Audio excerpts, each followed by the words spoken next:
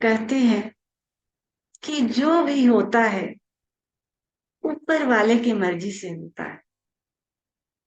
मैं कल एक कहानी पढ़ रही थी। उस कहानी में बताया गया कि एक सेठ था।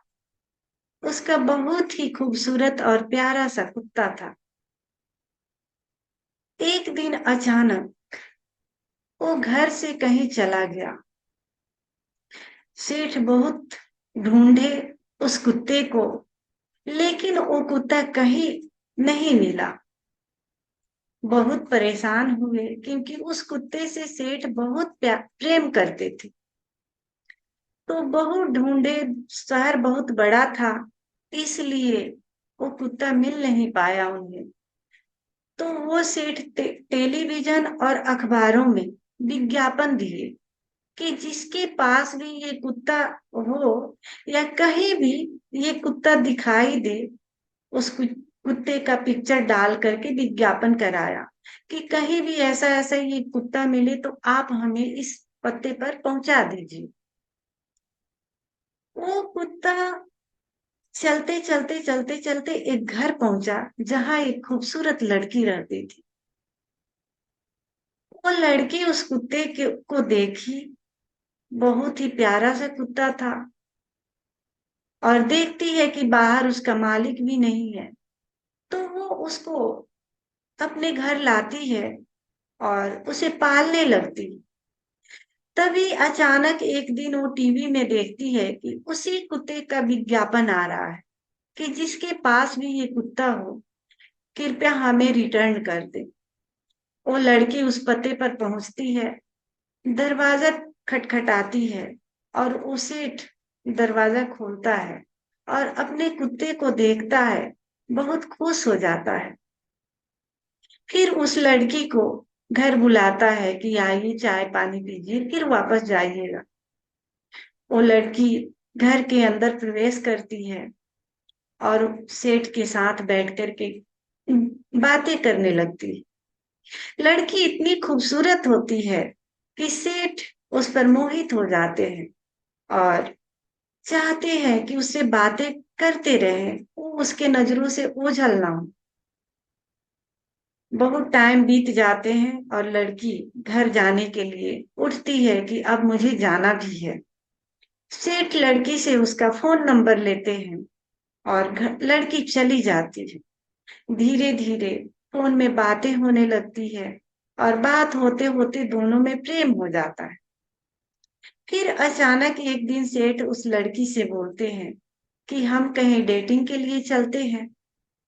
और दोनों डेटिंग के लिए कहीं जा रहे होते हैं। तो रास्ते में जिस गाड़ी से वो जा रहे होते हैं उस गाड़ी का एक्सीडेंट हो जाता है और एक्सीडेंट होता है और सेठ हॉस्पिटल पहुंच जाते हैं। उस समय सेठ के मन में ये विचार आता है कि ये सारे कुत्ते की वजह से हुआ है।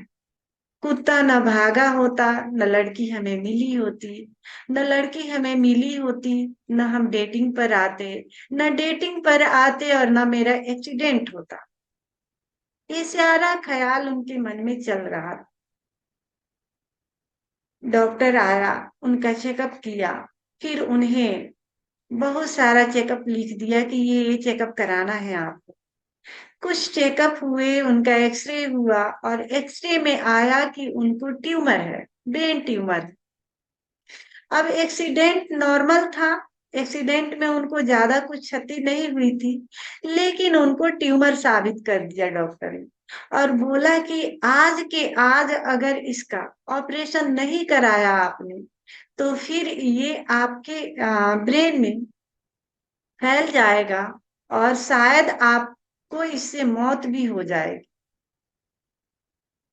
सेठ मान जाते हैं और उस ट्यूमर का ऑपरेशन होता है और ऑपरेशन सक्सेस होता है। जब सक्सेस सक्सेस हो जाता है ऑपरेशन, तो फिर सेठ के मन में ये विचार आता है कि अच्छा हुआ कि कुत्ता भाग गया। अगर कुत्ता भागा ना होता तो वो लड़की मुझे नहीं मिलती और लड़की नहीं मिलती तो हम डेटिंग पर नहीं जाते, और डेटिंग पर नहीं जाते तो मेरा एक्सीडेंट नहीं होता, और एक्सीडेंट नहीं होता तो ये ट्यूमर का पता नहीं चलता। और आज ही जब पता चला तो ये ऑपरेशन हुआ, नहीं तो शायद मैं इस दुनिया में नहीं होता, अब तक इस दुनिया से विदा हो चुका हूँ। तो ये कहानी हमें ये सीख देती है कि जो भी हमारे जीवन में होता है अच्छे के लिए होता है, लेकिन जब जो होता है मन हमारा इतना विचारों में खो जाता है कि ऐसा नहीं होता तो वैसा नहीं होता, वैसा नहीं होता तो वैसा नहीं। और अध्यात्म है इन्हीं विचारों से मुक्त होना, यानी सम्यक दृष्टि। जब हमारे जीवन में सम्यक दृष्टि आती है तो सुख भी आते हैं, उसके प्रति हम सम्यक भाव रखते हैं कि ये आया है सुख, ये भी गुजर जाए, ये भी चला जाए। दुख आता है तो भी हमारे भीतर एक सम्यक भाव होता है कि दुख आया है, ये भी गुजर जाएगा। हम उन क्षणों में सुख और दुख में लिप्त नहीं होते, बल्कि दृष्टा होते हैं, साक्षी होते हैं कि सुख आएगा चला जाएगा, दुख आया है चला जाएगा। तो इस साक्षी भाव को हमें अपने जीवन में उतारने पड़ते हैं। ध्यान सिर्फ करने से कुछ नहीं होता। ध्यान अगर हम जीवन भर करते रहें और समझ और विवेक का जन्म नहीं हो तो कुछ नहीं होता। ध्यान के साथ साथ हमारे भीतर समझ और विवेक का जन्म भी होना पड़ा, ताकि हम सम्यक दृष्टि अपने जीवन में उतार सके, उस दृष्टि को हम अपने जीवन में ला सके। तो ही हमने इस जीवन को सही ढंग से जिया। अगर हमारे जीवन में सम्यक दृष्टि नहीं है तो हमने इस जीवन को ऐसे ही जिया, बेहोशी के हालत में, तंद्रा के हालत में, निद्रा के हालत में। जैसे ओशो कहते हैं ना कि हम जीते जागते एक लाश हैं, चलते तो है, बोलते तो है, सोते तो है, लेकिन सारा क्रिया नींद में होता है, बेहोशी में होता है। हमारे भीतर होश नहीं होता। होश कब होता है? जब हमारे भीतर सम्यक दृष्टि होता है। और सम्यक दृष्टि जब हम ध्यान करते हैं उससे उपलब्ध होता है, लेकिन सिर्फ ध्यान करने से नहीं होता, हमें विचार और मंथन भी करने पड़ते हैं कि हम अगर सुख आता है तो हम उसमें लिप्त हो रहे हैं, या हम अलग से दृष्टा होकर के देख रहे हैं, या दुख आ रहा है उसमें लिप्त हो जा रहे हैं, या हम अलग से साक्षी होकर देख रहे हैं। तो अभी ये जो हमारा ध्यान प्रयोग चलेगा, ये साक्षी की साधना, इससे हमारे भीतर एक विवेक और समझ का बोध होगा कि हम साक्षी कैसे हो पाए अपने जीवन में, दृष्टा कैसे हो पाए अपने जीवन में। तो इस ध्यान के हमने 2 चरण बनाए हुए हैं। दोनों चरण में ओशो का पूरा गाइडेंस रहेगा। पहले चरण में गहरा लंबा श्वास लेना है और पूरा ध्यान श्वासों पर है, जैसे कि सहज ही गहरा नाभि तक जाए और वैसे ही गहरा हो उसे छोड़ना है। तो गहराई के साथ लेना है और गहराई के साथ ही उसे छोड़ना है। इस पहले चरण में पूरा का पूरा ध्यान श्वासों पर।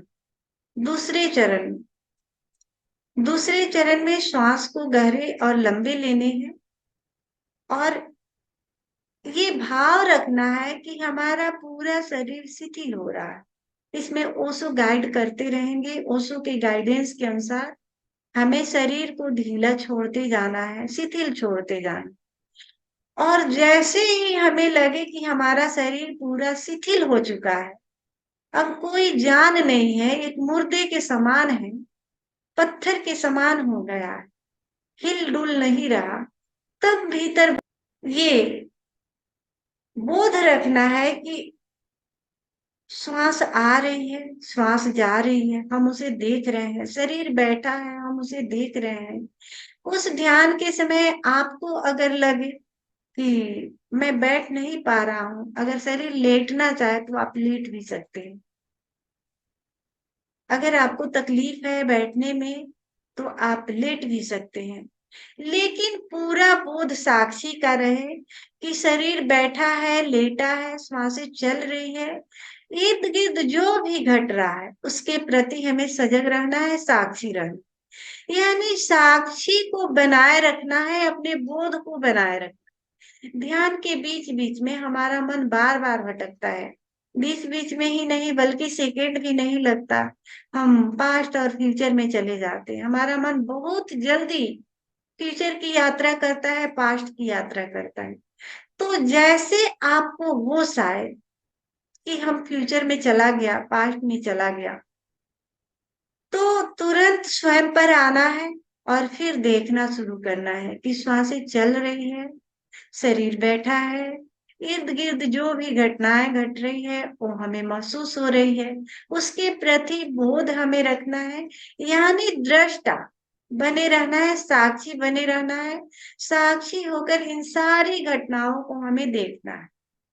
दूसरे चरण, जब शरीर शिथिल हो जाए उस अवस्था में पहले तो प्रयास करना है श्वास गहरे लंबे लेने, फिर शरीर शिथिल हो रहा है इसका भाव रखना है, और जैसे लगे कि शरीर शिथिल हो गया उसके बाद तुरंत अपने आप को अलग कर लेना है। अलग करना यानी आप अलग से खड़े हैं और अपने ही शरीर को देख रहे हैं कि मेरा शरीर बैठा है, लेटा है, श्वासें चल रही है, इर्द गिर्द की आवाजें आ रही है, कानों को टकरा रही है, वापस चले जा रहे। बस ये दो चरण है हमारा। तो इस ध्यान में पूरा गाइडेंस लास्ट तक ओशो का ही रहेगा। लास्ट में जो हम मंगल कामना का संगीत लगाते हैं ये ज्यादा जरूरी होता है, क्योंकि जो भी हमें मिला है इस ध्यान के माध्यम से उसे अब पूरे सृष्टि में हमें लुटा देने हैं, अपने इन तरंगों को भाव के द्वारा पूरे सृष्टि में अपने प्रेम को, ध्यान की जो झलक मिली है सबको फैला देने। इसलिए कि अगर हमें कुछ मिलता है और हम उसको तिजोरी में बांध करके रख लेते हैं तो वो सड़न पैदा लेता है, वो उसमें बदबू भर जाती है और वो फिर फैलता नहीं, बल्कि वो जितना है उतना का उतना रहेगा, बल्कि उस वो धीरे धीरे खोता चला जाएगा। तो इसलिए लास्ट में जो मंगल का कामना है, हमें भाव के द्वारा जो भी मिला है उसे पूरे सृष्टि में रिटर्न कर देना है, यानी लौटा देना है, ताकि हम जितना मतलब देते हैं उतना हम तरोताजा हो जाते, उतना हम फ्रेश हो जाते, उतनी हमारे भीतर जो एनर्जी है वो शुद्ध और स्वच्छ होते चली जाती। जैसे पहले भी मैंने पानी का, झरने का एग्जाम्पल दिया था कि नदी में अगर बहता पानी तो वो बहुत ही शुद्ध और स्वच्छ होती है। पानी का गहराई नहीं भी होता है तो भी शुद्ध और स्वच्छ होती है। लेकिन झील का पानी क्या होता है, झील का पानी जो है गहरा बहुत होता है लेकिन वो सड़ जाता है, उसमें बदबू भर जाती है। क्यों? क्योंकि वो बहता नहीं, वो बांटता नहीं, वो देता नहीं। लेकिन नदी का पानी बहता है, वो बांटता है, वो सबको देता है, तो इसलिए शुद्ध और स्वच्छ होता है। तो हमें भी जो भी मिलता है लास्ट में सारा का सारा हमें पूरे अस्तित्व में लुटा देने हैं, पूरे अस्तित्व में बहा देने। तो ये हमारा ध्यान का चरण है। और इसके पहले हम नृत्य से जैसा शुरू करते हैं वैसे ही सभी मित्र ओशो आएंगे, हम ओशो का स्वागत करेंगे और फिर एक छोटा सा संगीत के साथ हम इस ध्यान में प्रवेश करें। तो सभी मित्र खड़े हो जाएं।